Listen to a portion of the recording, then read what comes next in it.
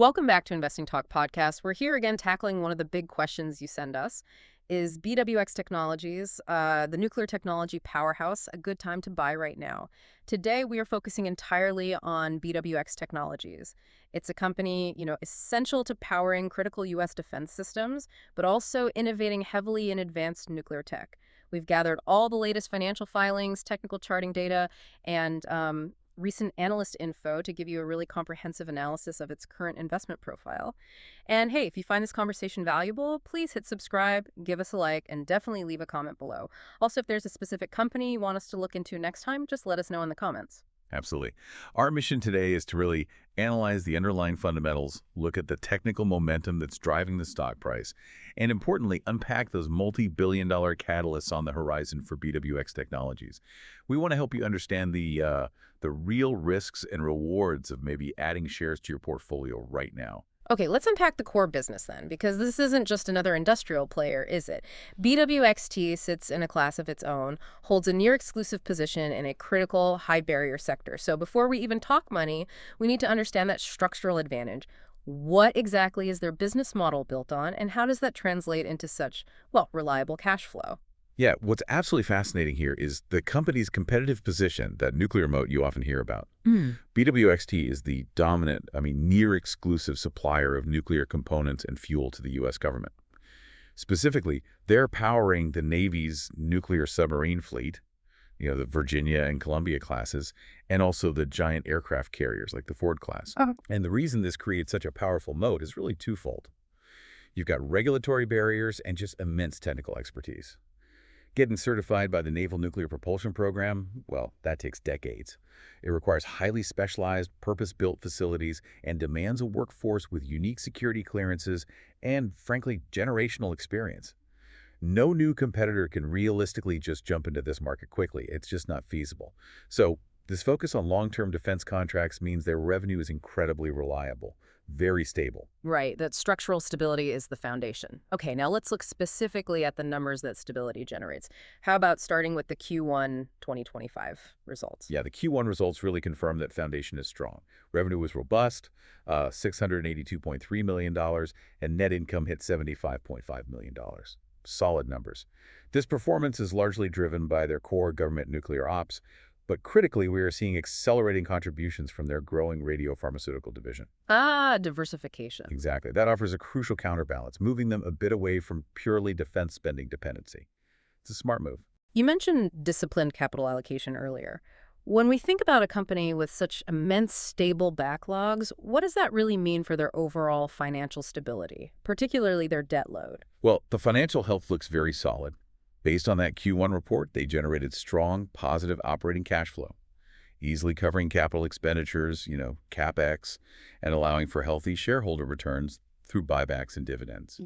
And when we look at their debt leverage, how much debt they hold relative to their EBITDA, their earnings before interest, taxes, depreciation, and amortization, it's moderate. Okay. We care about EBITDA because it gives us the best picture of their operational profitability before accounting or tax stuff gets applied.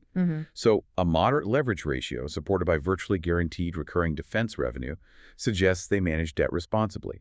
They aren't over-leveraged. And this resilience helps keep their profit margins historically stable pretty much year after year. So, okay, undeniable stability locked in. Those decade-spanning government contracts really provide that. But stability doesn't always translate into exciting growth on the stock charts, does it? The investment question is always about timing and momentum. Where has the price been lately? And maybe more importantly, are we running a bit too hot? That's the perfect transition, actually. The fundamentals are stable, sure, but the technical picture shows acceleration, real momentum. Price action has been aggressively northbound all through 2025, consistently making new highs. If we zoom in on the recent period, say early Q3 up to September 10th, 2025, the stock traded, tightly but strongly between $152 and $179. That's a powerful upward march. It reflects clear optimism about future growth. And what are the technical indicators telling us about the strength of that momentum? Is it sustainable? Technically, the trend is unambiguously bullish. No question there. The stock is sitting comfortably above its 50-day and 200-day moving averages. That's a classic sign of a healthy long-term uptrend. Right. Moreover, the MACD, the trend following momentum indicator, it's positive and conferring that the uptrend has real substance. However, and this is important, we must introduce a note of caution regarding timing. Okay. The Relative Strength Index, or RSI, which measures the speed and change of price movements, has been consistently high. It's been in the 60-70 range, sometimes pushing even higher at its recent peaks. Now, for the non-technical investor, this basically tells us the stock is very popular right now, maybe entering what we call overbought territory. Meaning a pullback could be coming? Potentially. While the overall technical setup supports further long-term upside, yes, it strongly suggests a near-term mean reversion risk is present. After such sharp gains, the stock might need a short breather, maybe a mild pullback before the next significant push higher. Something to watch. That's a crucial insight for anyone looking to build a position right now. Okay, let's look at the ultimate insiders, the directors, the senior management. Are they validating this upward momentum with their own money, or are they maybe taking some chips off the table? Right. Well, we did see activity in August and September 2025, but the picture is mixed. It requires some context. A lot of the reported activity was neutral, mostly related to receiving dividend equivalent rights or, the vesting of restricted stock units. That's just routine compensation stuff. Okay, standard stuff. But were there actual sales? There were. We saw Director Leland D. Melvin sell 600 shares at $178.27, and a senior vice president sold over 2,000 shares. Now, these were likely after exercising options that were nicely in the money because of the recent high share price. But the key takeaway, though, is what's missing on the other side of the equation. We saw no large-scale open market buys from executives using their personal capital. Okay. So if they aren't buying, it suggests the selling is more reflective of, like you said, standard profit-taking or option exercises. Exactly. Not necessarily a massive show of bullish conviction that the stock is about to explode higher immediately. That's a fair interpretation. And that kind of aligns with the RSI indicating those overbought conditions, perhaps. It does fit that picture, yes. A mild negative signal, or at least not a strong positive one. Right. Okay, let's pivot to the future then. BWXT is uniquely positioned, an innovation leader in a field critical to national security and the future of clean energy.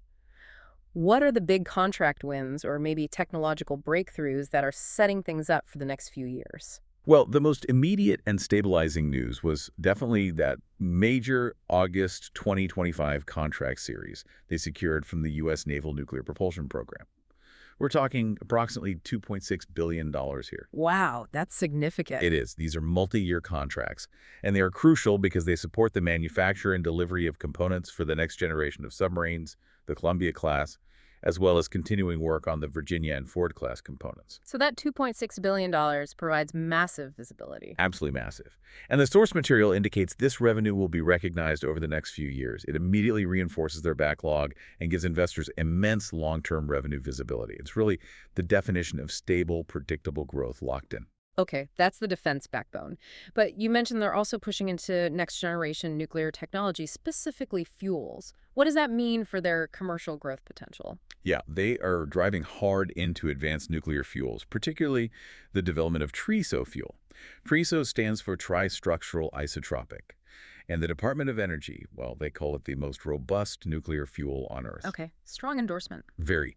Think of it as fuel encapsulated in these tiny, really durable ceramic layers. It makes it inherently safer, much more resistant to overheating or meltdown scenarios. And that's vital for the smaller, advanced modular reactors that everyone's talking about. Right, the SMRs. Exactly. And their recent accomplishment, completed back in July, was installing a chemical vapor infiltration furnace, a CVI furnace. Now, this isn't just some small equipment upgrade. It's a technological leap. It allows them to produce high-assay, low-enriched uranium, or HOEU, fuel. Basically, it enables higher uranium mass in those TRISO pellets. They're creating a more energy-dense, efficient, and longer-lasting fuel product. So that positions them very well for that future market. Perfectly. To supply the coming wave of small modular reactors, this underpins substantial future commercial revenue streams, separate from defense. That expansion into commercial fuels and also the radiopharmaceuticals you mentioned earlier sounds fantastic for diversification. But let's talk near term. What are the key events investors really need to watch for? Any dates that might cause some market volatility? Yeah, the primary focus coming up is the Q3 2025 earnings release. That's widely anticipated around November 24th. Given that massive $2.6 billion contract was announced in August, investors won't just be looking at the top-line revenue, they'll be heavily scrutinizing margin trends and demanding clarity on how quickly that huge backlog is actually translating into profitable work. Execution is key now. Following that, we have the institutional holdings disclosure in November. That'll tell us how the big players, the pension funds, mutual funds, are positioning themselves. Are they buying in, selling? And then there's often a possible defense contract announcement sometime in December. That's pretty typical for year-end government spending cycles. Could be another catalyst. Okay, lots to watch for. We spent a lot of time on the strengths and catalysts, but let's definitely look at the other side of the coin. This raises an important question. What are the risks?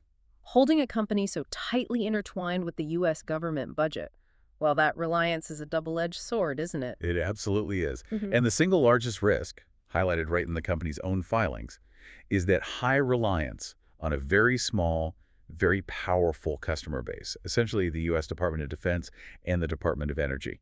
Their future performance is tied directly to the political will and, frankly, the budget stability coming out of Washington, D.C. And beyond just budget risk, what else keeps management up at night?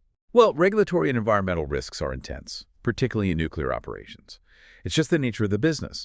Compliance costs are high, and any regulatory delay, or heaven forbid, an environmental incident, however minor, can cause significant project delays and increase costs dramatically. Right. Furthermore, just general defense spending volatility and political budget impasses like a major debt ceiling fight or a government shutdown could severely impact contract flows. And that's entirely outside of management's control. An investor just needs to accept that government funding fluctuations are part of the investment package here. Okay. We've covered the financial stability, the upward momentum, the tech lead, and those key risks inherent in this sector. Now, let's try to bring all these threads together for our listeners. Based on all the source material we've synthesized, what is the final actionable investment thesis here? Okay, the overall rating based on our synthesized sources, looking at the fundamentals, the technicals, the catalysts, the risks, comes out to a solid 7 out of 10. It's a 7 out of 10, okay. Yeah, and the rationale for that strength is paramount. You've got a robust, incredibly stable revenue pipeline supported by their essential U.S. defense supplier status. That's huge. Plus, they are expanding into high-growth, potentially high-margin markets like radiopharmaceuticals and those advanced nuclear fuels we talked about.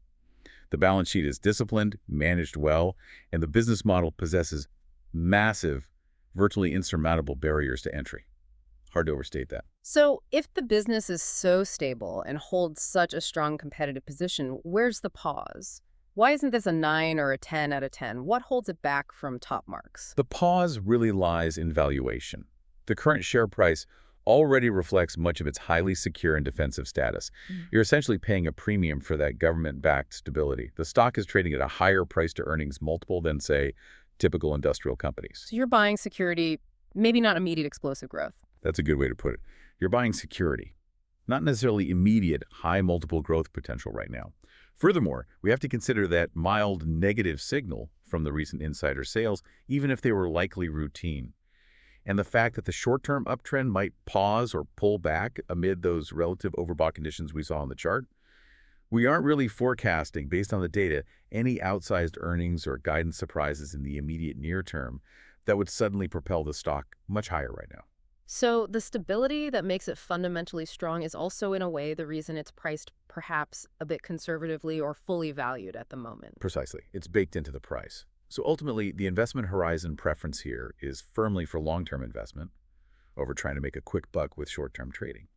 The long-term outlook remains profoundly favorable, supporting maybe a hold posture if you already own it, or perhaps slow strategic accumulation during any technical pullback. It's for risk-averse investors looking for those steady government cash flows and definitive technological leadership in a critical sector. Great summary. Thank you for joining us for this extensive analysis of BWX technologies. We really hope this exploration of the source material provides you with the clarity you need to inform your own investment decisions. And before we wrap up, here's maybe a provocative thought for you to mull over. Given BWXT's recent major U.S. Navy contract wins and its clear technological lead in advanced fuels, how much value should investors place on market rumors or speculation regarding potential future growth?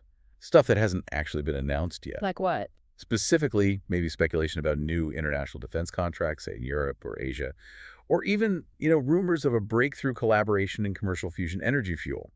These potential future channels, if they materialized, could dramatically change the stock's trajectory and its valuation premium, even though they aren't really factored into the current, more conservative price target.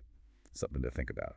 That's certainly something interesting to keep an eye on, especially as their technological leadership strengthens on the world stage. Food for thought. We'll be here next time with another analysis based on your questions. Until then, safe investing.